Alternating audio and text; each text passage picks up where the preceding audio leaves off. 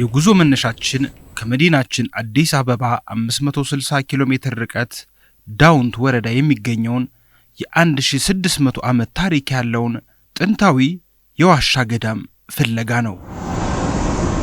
የጉዞ መስመራችን ከላሊበላ በድብኮ ጋሸና በኩል ነው። ይህንን አስቸጋሪ መልክዓ ምድር ለማልማት በየቀኑ ይለፋሉ። ይህ የዕለት ተዕለት ሕይወታቸው ነው።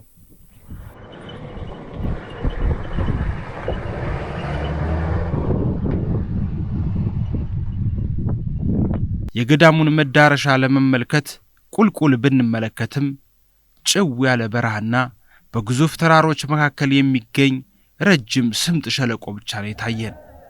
ገዳሙ የሚገኘው ከዚህ ስምጥ ሸለቆ ውስጥ ነው።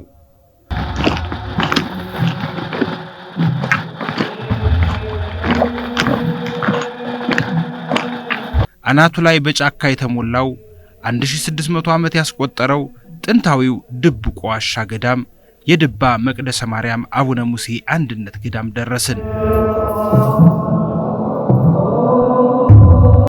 በርግጥ አቡነ ሙሴ ማን ናቸው? ከየትስ መጡ? በመቼ ዓመተ ምህረት ነበሩ? የሚለውን ጠየቅን።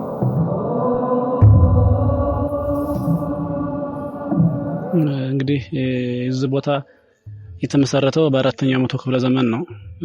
የመሰረቱት ማን ናቸው ብለን ስንመለከት ብፁዕ አቡነ ሙሴ ናቸው። አቡነ ሙሴ ማን ናቸው ብለን ታሪካቸውን ስንመለከት በቃና ዘገሊላ ጌታችን ኢየሱስ ክርስቶስ በሰርጉ ቤት ተገኝቶ በነበረበት ሰዓት ታምራት ከተደረገበት ከቃና ዘገሊላ የተገኙ ፍሬ ናቸው።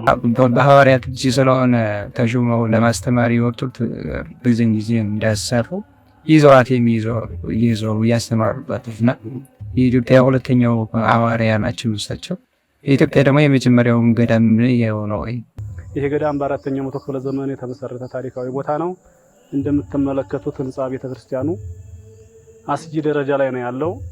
ይሄንን ቤተክርስቲያን ለመጠገን ከዚህ ቀደም የተቻለው መንገድ ተሄዶ ነበር። ቢሆንም ግን ስኬታማ አልሆነም። የሰራ ነው ቦታው አስቸጋሪ ከመሆኑ የተነሳ የሰራ ነው እየተንሸራተተ ያለበት ሁኔታ ነው ያለው።